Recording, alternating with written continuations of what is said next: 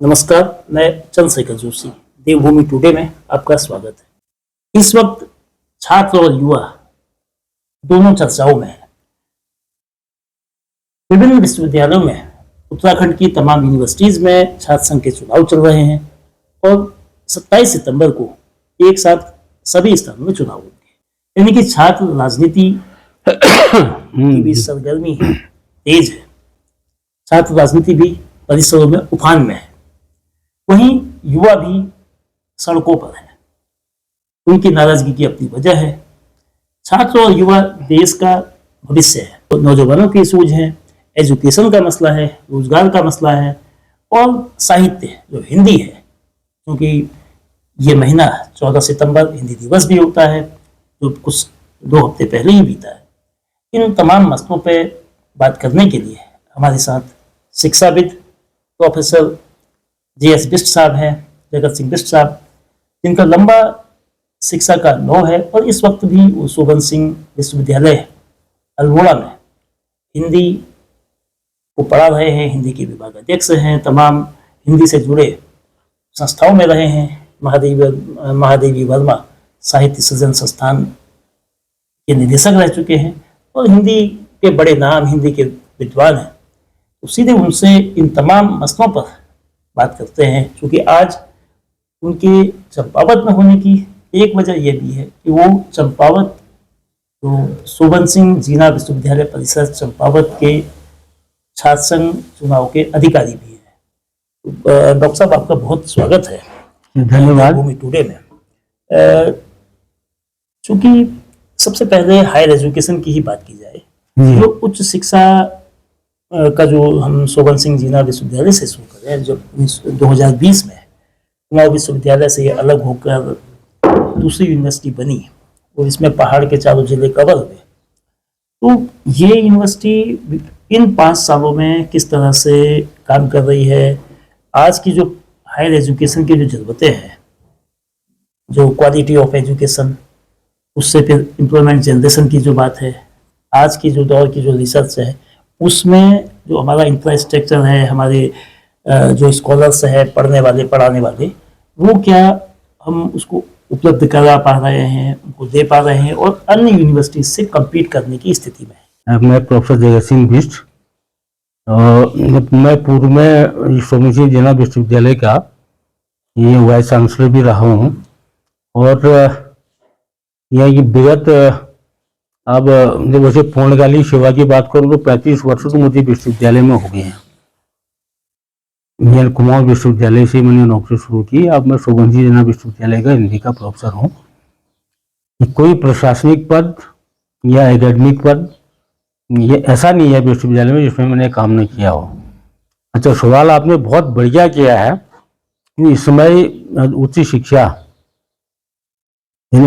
हमारी हम अभी अपना यानी यूजीसी के निर्देश के अनुपालन में तो राष्ट्रीय शिक्षा नीति 2020 हम लागू कर चुके हैं और मतलब रोज हम क्योंकि हमारी शिक्षा व्यवस्था कैसे यानी उपयोगी हो, यानी समाज के लिए हितकर हो और विद्यार्थियों के लिए हितकर हो, हम ये कोशिश कर रहे हैं और इस कोशिश में हम सफल भी हुए हैं।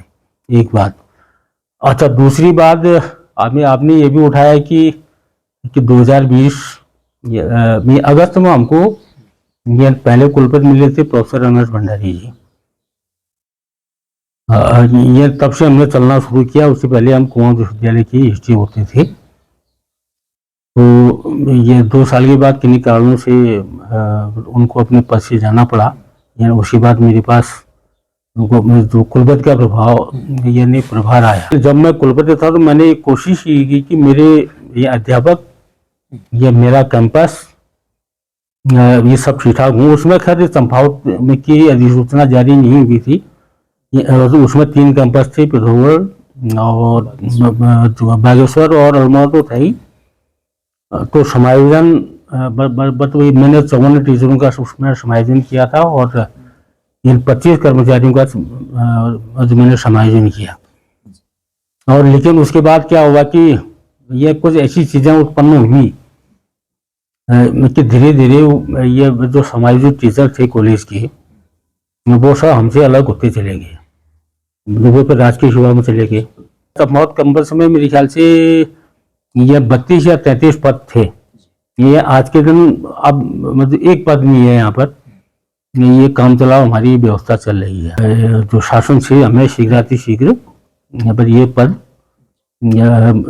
तीनों कैंपसों के पद भैया हमको मिले, और फिर माननीय कुलपति जी तो उसमें ये आरक्षण व्यवस्था करके उनको विज्ञापित करें और उसमें जो नियुक्ति करें। अब ये तब हमारे साथ ही न्याय होगा। और ऐसी हालत जो है आपके पिथौरागढ़ की भी है। ये 118 वहाँ पद हैं, ये इसमें परमानेंट वो जो टीचर हैं केवल 12 हैं।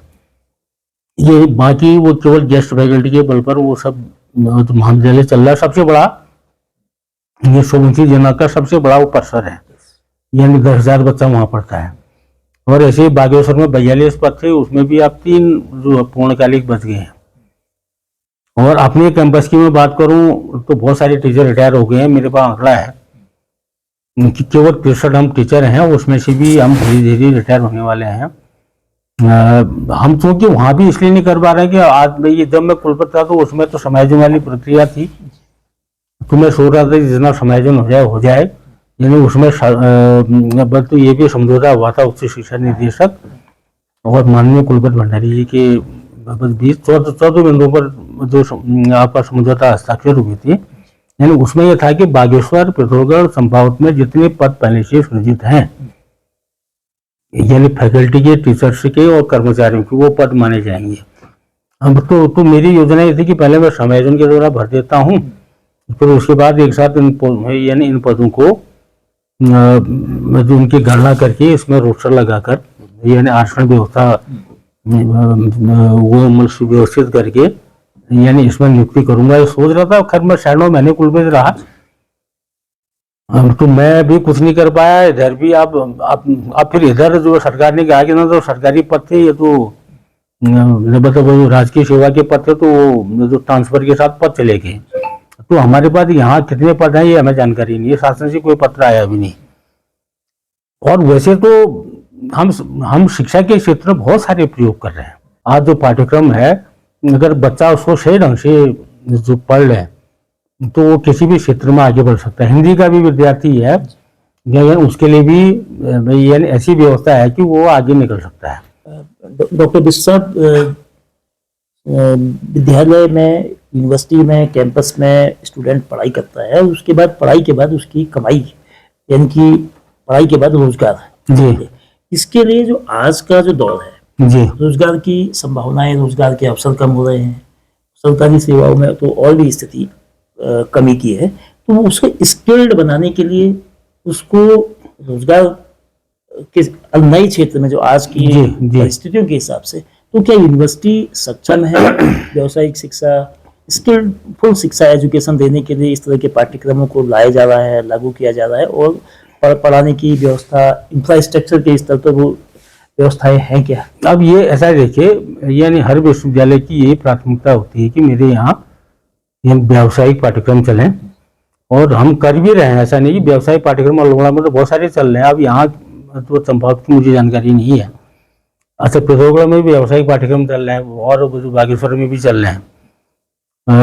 और दूसरा ये कहना कि केवल व्यावसायिक पाठ्यक्रम के द्वारा ही ये बच्चे को रोजगार के अवसर मिलते हैं, मेरा तो बच्चों से भी ये कहना है कि एक सदे तो सब सदे, एक आधे सब आध। तो हम जो भी विषय पढ़ें उसको हम गहराई के साथ पढ़ें। और विशेषकर मैं अपने उत्तराखंड, ये अपने पहाड़ी क्षेत्र के विद्यार्थियों को, क्योंकि हमारे पास रोजगार के अवसर मतलब वैसे भी कम है, क्योंकि रोजगार के लिए हमको मर्चों की जो ये आपका विश्वविद्यालय, हम जैसे जो आपके पारंपरिक विषयों का अध्ययन करते हैं, इतिहास है, पॉल साइंस है, राजनीति शास्त्र, समाज शास्त्र, तो इनसे हम सीधे मतलब ये है कि व्यवसाय हमको सबको मिल जाएगा कि ये कहना बहुत कठिन है। यानी ऐसा नहीं है कि मतलब विश्वविद्यालय कोशिश नहीं कर रहा है कि व्यवसाय पाठ्यक्रम हम चलाएं। व्यवसाय पाठ्यक्रम हमारे यहाँ बहुत सारे हैं और उनसे बच्चों को नौकरी भी लग रही है। और ऐसा नहीं है कि हिंदी पढ़ के जो बच्चों को नौकरी नहीं लग रही है, इतिहास पढ़ के भी लग रही है, पॉल साइंस पढ़ के भी लग रही है। और लेकिन गारंटी नहीं है कि जितने भी पढ़े लिखे बच्चे हैं उनको नौकरी लग जाएगी।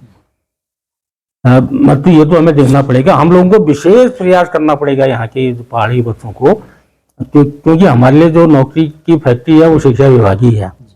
जो ऐसा पारंपरिक विषयों के प्रति थोड़ा एक उपेक्षा का भाव जाता है, पारंपरिक विषयों का अध्ययन करना भी बहुत जरूरी है। यानी विश्वविद्यालय का मतलब होता है कि भाई वो जिस क्षेत्र में स्थापित है, यानी उस क्षेत्र की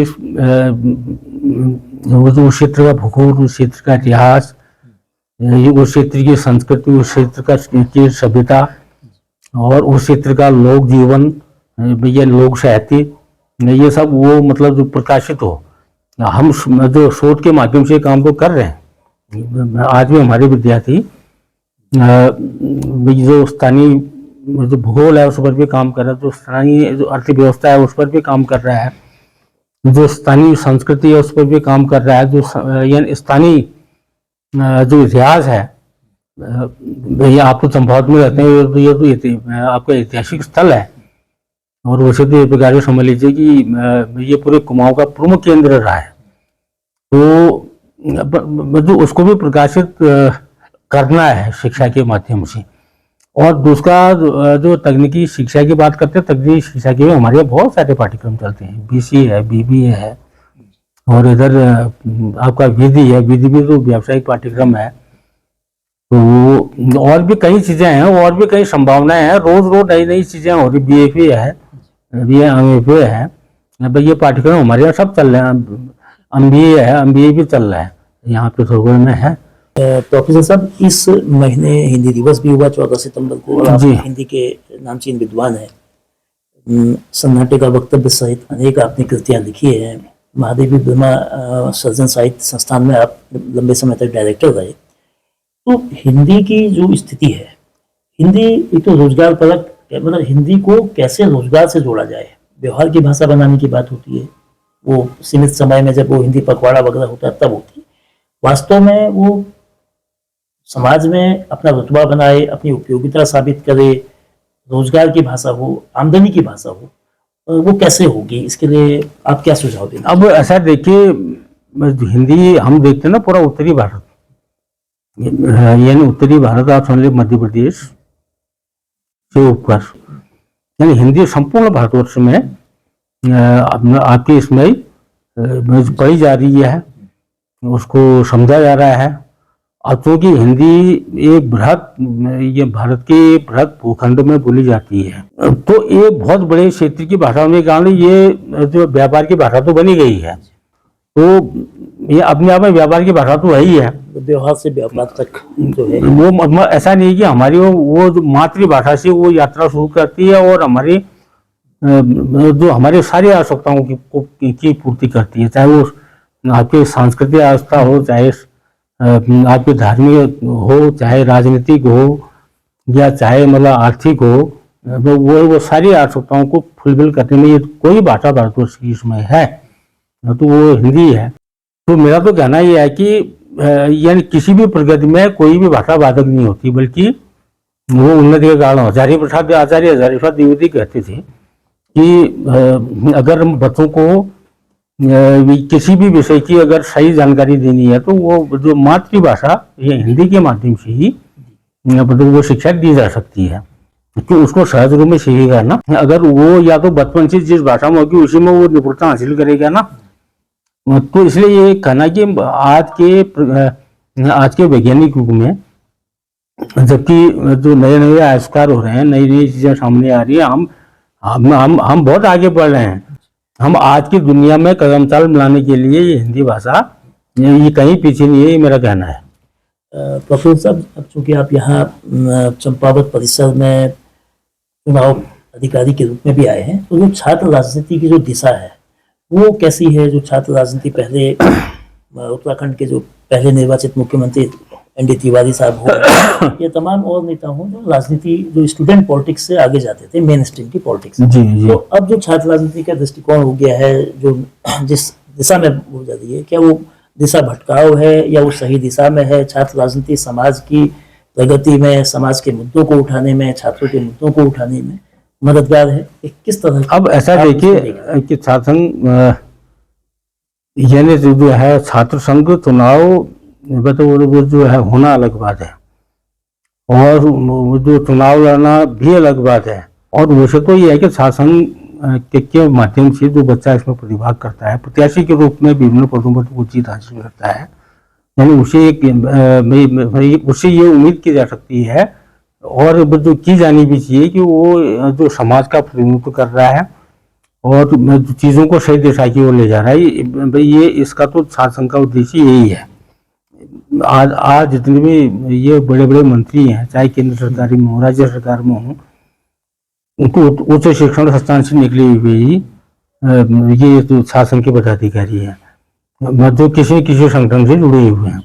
अब लेकिन इधर जो है पहले की राजनीति हम देखते थे कि वो वैचारिक होती थी।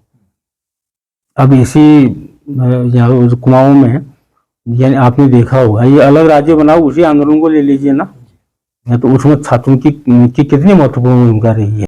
लेकिन इधर थोड़ा ये भटकाव ये भी हो गया कि हम आदमी जैसे उन्नति करता है, यानी आगे बढ़ता है, हम जो यानी जैसे भौतिक साधन हमारे पास यानी अधिक हो जाते हैं, कहीं जो है कहीं ना कहीं भटकते हैं।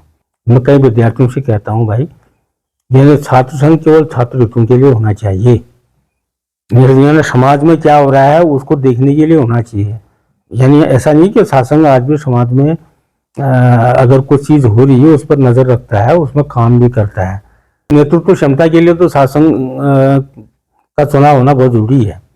जो नेतृत्व की भावना ही शासन के माध्यम से आएगी, क्योंकि बच्चे को मंच मिलेगा। अब मंच मिलने से थोड़ा आदमी के व्यक्तित्व का विकास होता है, और फिर वही विकास धीरे धीरे होते हुए विभिन्न संगठनों से जुड़कर ये फिर मैं छोटा चुनाव लड़ना, उसके बाद बड़ा चुनाव लड़ना। अब ये हमारे मंत्री वो जो है ये शासन के माध्यम से तो आगे बढ़े हैं। ये अपने आप में कहीं गलत नहीं है शासन। 21 सितंबर से एक मसला बड़ी चर्चा में है, जो UPSC का जो एग्जाम हुआ था, जो स्नातक स्तर की परीक्षा थी, उसके पेपर लीक को लेकर तो युवाओं का चंपावत में, देहरादून से चंपावत तक अलग अलग जगह आंदोलन हो रहे हैं जी। तो कैसे यूनिवर्सिटी के एग्जाम, यूनिवर्सिटी के पेपर्स नकल रहित होते हैं, तमाम व्यवस्थाएं ठीक होती है, लेकिन जब प्रतियोगी परीक्षाओं की पेपर की बारी आती है तो उसमें क्यों विश्वास नहीं जम पा रहा है? नकल रहित परीक्षा कैसे हो, पारदर्शी परीक्षा कैसे हो, निष्पक्ष परीक्षा कैसे हो? हर परीक्षार्थी में, चाहे वो पास ना हो पाया हो, क्वालिफाई न कर पाया हो, उस पर ये भरोसा जगे कि जो लोग निकले हैं उससे बेहतर प्रदर्शन उनका रहा होगा। ये भरोसा कैसे जो संस्थाएं परीक्षा दे रही हैं, चाहे वो UPSC हो या यूपी जो ये UK उत्तराखंड की जो स्टेट पब्लिक सर्विस कमीशन, ये कोई भी रिक्रूटमेंट बोर्ड हो, कैसे वो ये काम कर सकता है? आप अपने अनुभव से क्या सुझाव? अब तो इसमें ऐसा है, देखिए कि हमारे अल्मोड़ा में तो नहीं, हर संडे को कोई न कोई इम्तिहान होता है। मतलब हमारा UPSC के भी एग्जाम होते हैं, और उत्तराखंड लोक सेवा आयोग की भी, और भी तमाम प्रकार की जो हमारे यहाँ परीक्षाएं होती हैं। और लेकिन परीक्षा ये आरंभ में जो हम ये परीक्षाएं होती थी, परीक्षा भी मैंने बहुत सारी आयोजित की है। ये पहले के स्तर में आज के स्तर में बहुत ज्यादा अंतर आ गया है। और जो पावनता की दृष्टि से ऐसा नहीं कि सरकार की ओर से कोई इसमें प्रयास नहीं हो रहा है। अब इसमें कुछ एक मगरमच्छ ये हमारे समाज में यानी ऐसे आ गए हैं कि जो पता नहीं इस पवित्र विषय में कैसे अंदर घुस जा रहे हैं। तो मुझे लगता है कहीं ना कहीं शर्तें उनको मिलती है। पेपर तो मैं भी बनाता हूँ, ये विभिन्न मतलब आपके चाहे प्रतियोगी परीक्षाएं हों, मैं लोक सेवा आयोग का भी परीक्षक हूँ, और मैं ये जो कर्मचारी चयन आयोग का भी परीक्षक जो रहा हूँ। इधर कुछ मानवीय मूल्य तो कम हो गए हैं। तो अब ये लगा लीजिए कि एक महिला टीचर उसी बार पेपर आता है, और पेपर आके उसको सोल्व करती, जहां आता है उसको भी भेजती है, उसके बाद गोपी पवार को भेज देती है। तो ये एक बहुत बड़ा षड्यंत्र भी कहीं समाज में चल रहा है। इसलिए जो संबद्ध जो चीज है, मतलब उसके कार्य कारणों को देखने की जरूरत है। हम आज बिल्कुल ये हो गया ना कि मैंने कहा मानवीय मूल्य है नहीं, आदमी केवल अपने बारे में सोच रहा है। हम इतने निहायत स्वार्थी हो गए हैं कि हम अपने स्वार्थ सिद्धि के लिए एक बहुत बड़ा यह पाप और अपराध हम समाज में कर रहे हैं। अच्छा, सरकार ऐसा नहीं कि इसमें बिल्कुल अपना संज्ञान नहीं ले रही है, इतना मतलब उसको यानी पुख्ता बनाने के बाद भी इस तरह की चीजें हो रही हैं, तो कहीं ना कहीं तो खेद तो है। बहुत धन्यवाद प्रोफेसर बिष्ट साहब, आप पूर्व प्रभारी वाइस चांसलर शोभन सिंह जिला विश्वविद्यालय की भी रहे हैं। साथ ही जो बातें बेबाकी से कही है, हायर एजुकेशन की जो स्थिति है, नकल रोकने के लिए क्या उपाय हो, हिंदी की क्या स्थिति है, रोजगार कैसे मिले, तमाम मुद्दों पर बेबाकी से अपनी बात रखी। उम्मीद करते हैं कि ये बातचीत मदद भी करेगी स्टूडेंट्स को भी और समाज को दिशा देने वालों